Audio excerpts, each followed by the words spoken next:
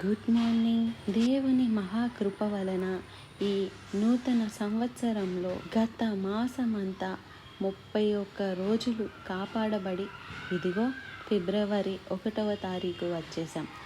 ఎంత త్వరితముగా సమయం గతించిపోతుందో చూసారా? సమయాలను ఏర్పాటు చేసిన వాడు ఆయనే, సమస్తము సృష్టించిన వాడు ఆయనే. ఎలోహీ. ఈరోజు ఎలోహీం అనే నామాన్ని, మన దేవుని నామాన్ని ధ్యానిద్దాం. ప్రార్థన. పరిశుద్ధుడా, నీకు వందనములయ్యా. నీ నామములు ఎంత గొప్పవి, వాటి భావములు, వాటి అర్థములు మాకు ఎంతగా మేల్కొలుపును కలుగజేస్తూ నీ గొప్పతనాన్ని గుర్తించుటకు, నిన్ను ఆరాధించుటకు, నీ యందు నమ్మిక ఉంచుటకు, నీ సాక్షులుగా బ్రతకాలనే ఆశను కలుగచేయుటకు మాకు సహకరిస్తున్నావు అన్నది గుర్తించి నిన్ను స్తుతిస్తున్నాం. ఇంత గొప్ప దేవుడవు మాకు ఉండగా దిగులు చింతలతో మేము బ్రతకక మమ్మల్ని చూచే దేవుడవు, మా అవసరతలు చూచుకునే దేవుడవు, మమ్మల్ని స్వస్థపరిచే ప్రభువు, మాకు సమాధానం ఇచ్చే దేవుడువు, మాకు తోడై ఉన్నవని నా దేవుడు అన్న నమ్మకంతో బ్రతుకుటకు సహాయము చేయమని క్రీస్తు నామములో అడుగుచున్నాము తండ్రి. ఆమెన్. ఆమెన్ చెప్పారా?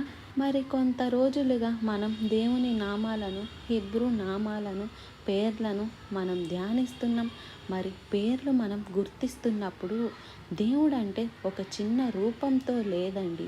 ఆయన అనంతమైన వాడు కదా. ఆయనకు ఎన్ని నామాలు ఉన్నాయో ఆ నామాలు, ఆయన గుణగణాలను, ఆయన క్యారెక్టర్ను, ఆయన ఎవరు అనే సంగతిని, ఆయన ఏం చేస్తాడు అనే సంగతిని, ఆయన ఎలా ఉంటాడు అనే భావాలను మనకు తెలియజేస్తున్నాయి. ఆయన మన ప్రతి అవసరత తీర్చేవాడిగా ఉన్నాడు. యెహోవా జైరే, ఆయన మనకు ఆరోగ్యమును కలుగజేయువాడిగా ఉన్నాడు, స్వస్థపరిచేవాడిగా ఉన్నాడు. యెహోవా రాఫా, ఆయన మనకు ధ్వజముగా ఉన్నాడు.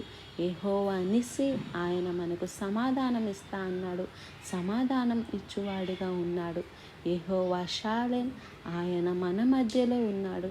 యెహోవా షమ్మ, ఇలాగ అనేక నామాలను మనం ధ్యానిస్తున్నాం. నిన్నటి దినాన కూడా మనం దేవుని వాక్యాన్ని ధ్యానించాం. మరి ఎంతమంది నన్ను చూచే దేవుడు, నా దేవుడు అన్నది గుర్తిస్తున్నారు, నీ దేవుని యందు విశ్వాసం ఉంచుతున్నారు? ఇవాళ ఎలోహిం అనే పాటలు, ఇవాళ పాటల్లో ఆ మాటలు వాడుతున్నాం. మరి ఎంతమంది దాని భావాన్ని గుర్తిస్తున్నారు? ఎలోహిం అనేది ఒక దేవుని నామాన్ని, తండ్రి, కుమార, పరిశుద్ధాత్మలను కూడా చూపిస్తుంది. అదొక ప్లూరల్ టెన్స్లో ఉంటుంది. దేవుడు అంటే ఒక చిన్నవాడు కాదు, ఆయన అనంతుడు. ఇక్కడ మనం ఆదికాండము 1వ అధ్యాయం 1వ వచనంలో ఆది అందు దేవుడు భూమి ఆకాశములను సృజించెను. ఆ దేవుడు అనే పదానికి హీబ్రూ భాషలో ఎలోహిం, భూమిని, ఆకాశాన్ని సృష్టించెను. ఇక 1వ అధ్యాయం చదివితే ఈ లోకంలో ఉన్నది ఏదైనా సరే అది ఆయన సృజించినది. ప్రతిదీ, గాలిని, నీటిని ఆయన వేరు చేశాడు, చీకటిని, వెలుగును వేరు చేశాడు. 6వ దినాన మానవుడిని చేశాడు, తన రూపంలో, తన ఆకారంలో.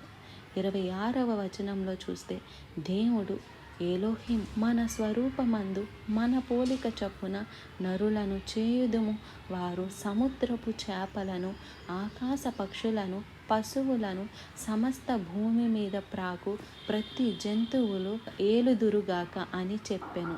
దేవుడు తన స్వరూపమందు నరుని సృజించెను, దేవుని స్వరూపమందు వారిని సృజించెను. స్త్రీని గాను పురుషుని గాను వారు సృజించెను. దేవుడు వారిని ఆశీర్వదించెను. మన కొరకు దేవుడు అన్నీ చేసి ఆ తరువాత మనిషిని చేశాడండి. దేవుడు సకల సృష్టిని మన కొరకే చేశాడు. మనల్ని ఆయన బిడ్డలుగా చేసుకున్నాడు. ఆయన రూపంలో, ఆయన ఆకారంలో చేసుకున్నాడు. అసలు నువ్వు ఎంత గొప్ప ధన్యుడివో. మనం కొన్నిసార్లు ఈ లోకంలో ఉన్న వాటిని చూసి, జంతువులను చూసి భయపడుతున్నాం. కానీ ఆదిలో ఆదాము జంతువులకు, పక్షులకు, వృక్షములకు ఆయన ఏం పేరు పెట్టాడో ఆ పేరు వచ్చినాయి. అంటే అక్కడ సింహము, చిరుతపులి, ఆ క్రూర మృగాలు కూడా సాధు జంతువులుగానే ఉన్నాయి. పాపం వచ్చినప్పుడు మనిషి దేవునికి విరోధమైనప్పుడు మన మీద మన జంతువులు తిరగబడటం, ఒకటి మీద ఒకటి తిరగబడటం ఈ రోజున చూస్తున్నాం. కానీ దేవుని సృష్టిని చక్కగా చేశాడు, మనుషుడు దాన్ని పాడు చేశాడు.